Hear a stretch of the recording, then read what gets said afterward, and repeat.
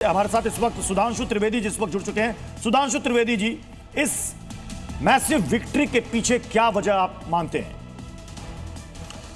मैं ये कह सकता हूं कि प्रधानमंत्री श्री नरेंद्र मोदी जी के नेतृत्व में विगत 10 वर्षों में एनडीए ने विकास के जो व्यापक कार्य किए और राज्य दर राज्य जो उसको स्वीकारोक्ति मिली है, बिहार में एनडीए की नीतीश जी की सरकार के नेतृत्व में जिस प्रकार का उसी कार्य को आगे बढ़ाया, आज जनता ने उसके पक्ष में एक सकारात्मक, अभूतपूर्व और मैं कह सकता हूं कि ऐतिहासिक मतदान के साथ ऐतिहासिक जनमत भी देने का कार्य किया है। लेकिन सुधांशु जी, विपक्ष इसे नहीं मान रहा है। कांग्रेस के नेता हो, समाजवादी पार्टी के नेता हो, अखिलेश यादव ने तो थोड़ी देर पहले सोशल मीडिया पर लिख भी दिया कि ये एसआईआर की जीत है।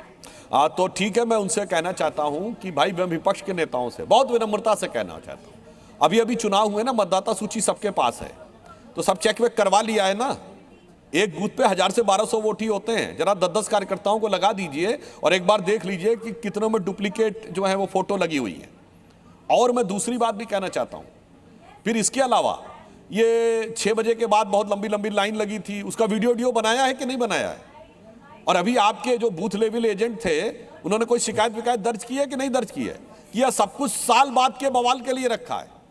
और जो अखिलेश यादव जी ने कहा है, मैं उनकी बात की तस्दीक करता हूं। एसआईआर ने जानते कैसे जीत दिलाई है? यह एसआईआर के मुद्दे पर जो झूठा नैरेटिव बनाने का प्रयास कांग्रेस पार्टी ने किया, 32 लाख वोट कटे, तो भाई साहब होता यह है कि वोटिंग के समय तो सबके पास पर्ची आई, तो हर व्यक्ति को पता मेरा तो वोट कटा नहीं, मैंने तो वोट डाला, मेरे पड़ोसी का भी वोट था, इसका भी वोट था, तो वो वोट कटा किसका?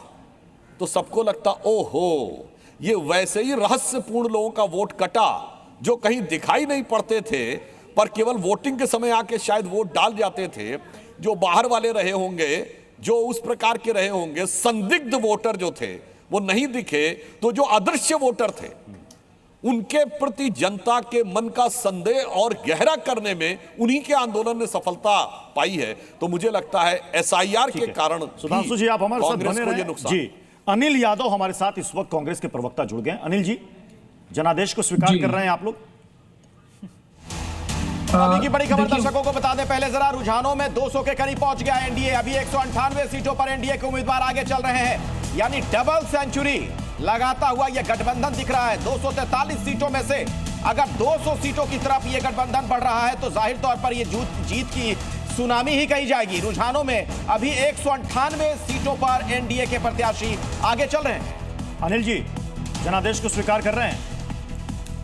देखिए, लोकतंत्र में जनता का जो जनादेश होता है उसको स्वीकार करना ही हर पार्टी का धर्म है। और लेकिन क्योंकि ये जो चुनाव है, जहां तक इस चुनाव की बात है, मैं समझता हूँ ये जनता का जनादेश नहीं, ये तो चुनाव आयोग का बनाया हुआ जनादेश है जिसको जनता के ऊपर थोपा गया। और पूरी जिम्मेदारी से कहता हूँ, देखिए हार और जीत में हमें कोई परेशानी नहीं है। राजनीतिक दल चुनाव लड़ते हैं, एक हारता है एक जीतता है। हम पहले भी चुनाव हारे हैं और आपके सामने बैठकर हमने कहा है कि भाई जनता का जो डिसीजन है हमारे सर माथे है।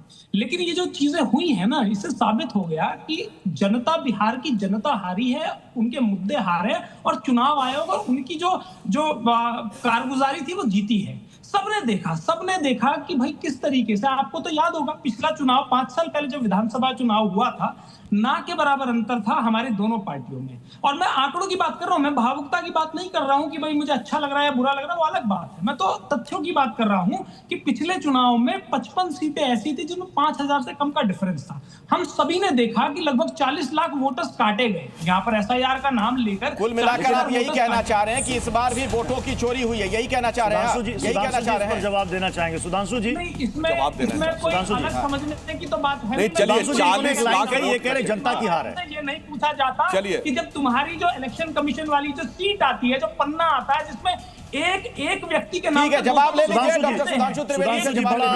मॉडल का फोटो किस तरीके से आ गया? ठीक है अनिल भाई, जवाब ले लीजिए। सुधांशु जी आपको जवाब दे रहे हैं।